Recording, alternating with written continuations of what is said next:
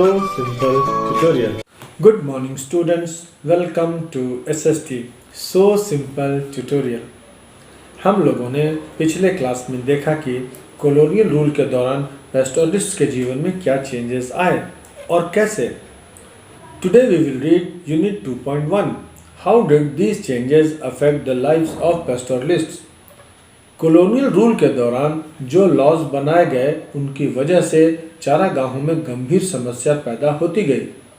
जैसे जैसे ज़्यादा से ज़्यादा ग्रेजिंग ग्राउंड्स को गवर्नमेंट कंट्रोल में लेकर उन्हें खेतों में बदला जाने लगा, वैसे वैसे चारागाहों के लिए उपलब्ध इलाके सिकुड़ने लगे.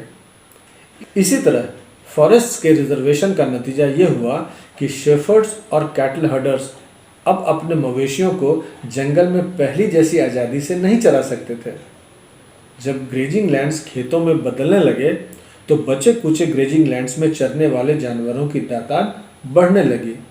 इसका नतीजा ये हुआ कि चारागाह सदा जानवरों से भरे रहने लगे. अब तक तो नोमैडिक पेस्टोरलिस्ट अपने मवेशियों को कुछ दिन पहले तक एक इलाके में चराते थे और उसके बाद किसी और इलाके में चले जाते थे. इस अदला बदली की वजह से पिछले चारागाह भी फिर से हरे भरे हो जाते थे, क्योंकि इस मूवमेंट की वजह से इनको नेचुरली रीग्रो करने के लिए काफ़ी समय मिल जाता था. लेकिन पेस्टोरल मूवमेंट पर रेस्ट्रिक्शंस लगने से जो ग्रेजिंग लैंड्स अवेलेबल थे उनका बेहिसाब इस्तेमाल होने लगा. इससे पेस्चर्स की क्वालिटी डिटेरियोरेट करने लगी. जानवरों के लिए भी चारा कम पड़ने लगा. इसका असर जानवरों की सेहत पर पड़ने लगा. चारे की कमी और तब पड़ने वाले अकाल की वजह से कमज़ोर और भूखे जानवर बड़ी संख्या में मरने लगे. तो चरवाहों ने इन बदलावों का सामना कैसे किया? How did the pastoralists cope with this changes? ये क्वेश्चन बहुत इंपॉर्टेंट है और पूछा जाता है. देखते हैं. सबसे पहले reduction in the number of cattle. कुछ चरवाहों ने तो अपने जानवरों की संख्या कम कर दी. अब बहुत सारे जानवरों को चराने के लिए पहले की तरह बड़े बड़े और बहुत सारे मैदान ही नहीं बचे थे. जब पुराने चरागाहों का इस्तेमाल करना मुश्किल हो गया तो कुछ चरवाहों ने नए नए चरागाह ढूंढ लिए, मतलब सर्च ऑफ न्यू पास्चर्स. जैसे कि ऊंट और भेड़ पालने वाले रायका 1947 के बाद न तो सिंध में दाखिल हो सकते थे, न इंडस रिवर के किनारे अपने जानवरों को चरा सकते थे जैसा कि वे पहले करते थे. इंडिया और पाकिस्तान के बीच अब तो बाउंड्री खींच दी गई थी, तो वे उधर कैसे जाते? नेचुरली अब उन्हें जानवरों को चराने के लिए नई जगह ढूंढनी थी. तो अब वे हरियाणा के खेतों में जाने लगे हैं, जहाँ कटाई के बाद खाली पड़े खेतों में वे अपने मवेशियों को चरा सकते थे. इसी समय खेतों को भी खाद की ज़रूरत रहती है, जो उन्हें इन जानवरों के गोबर से मिल जाती है. समय गुजरने के साथ साथ कुछ धनी चरवाहों ने अपनी नोमैडिक लाइफ छोड़ दी. वे ज़मीन खरीदकर एक सेटल्ड लाइफ बसर करने लगे. उनमें से कुछ नियमित रूप से खेती करने लगे, जबकि कुछ व्यापार करने लगे.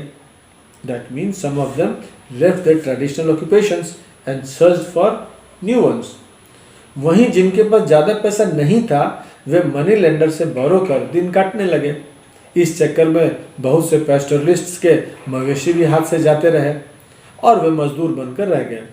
वे खेतों या छोटे मोटे कस्बों में मजदूरी करते दिखाई देने लगे.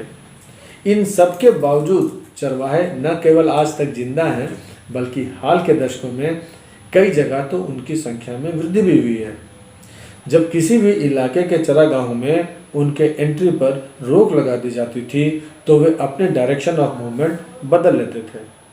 कभी उन्होंने अपने हर्ड को छोटा कर लिया तो कभी पेस्टोरलिज्म के साथ साथ इनकम के लिए दूसरे काम धंधे भी किए. तो इस तरह मॉडर्न वर्ल्ड के चेंजेस के साथ खुद को अडेप्ट किया. बहुत सारे इकोलॉजिस्ट मानते हैं कि सूखे इलाकों और पहाड़ों में जिंदा रहने के लिए पेस्टोरलिज्म ही सबसे व्यवहारिक रास्ता है. बहरहाल पेस्टोरलिस्ट्स पर इस तरह के बदलाव सिर्फ हमारे देश में ही नहीं थोपे गए थे. दुनिया के बहुत सारे इलाकों में न्यू लॉज और सेटलमेंट पैटर्न ने मॉडर्न वर्ल्ड में आ रहे चेंजेस के मुताबिक पेस्टोरलिस्ट्स को अपनी ज़िंदगी का ढर्रा बदलने पर मजबूर किया है। मॉडर्न वर्ल्ड में आए चेंजेस को बाकी देशों के पेस्टोरलिस्ट कम्युनिटीज़ ने कैसे फेस किया, ये नेक्स्ट क्लास में पढ़ेंगे। आज बस इतना ही। Time for probable questions now. 1. How did the grazing land of the pastoralists shrink under colonial rule? 2. How did the pastoralists cope with the changes in new times? अब आप अपने टेक्स्ट बुक को एक बार अच्छे से पढ़िए और इन क्वेश्चंस को तैयार कर लीजिए। अब हम लोग नेक्स्ट क्लास में पढ़ेंगे यूनिट 3 पेस्टोरलिज्म इन अफ्रीका। तब तक keep reading and have a wonderful time. Thank you.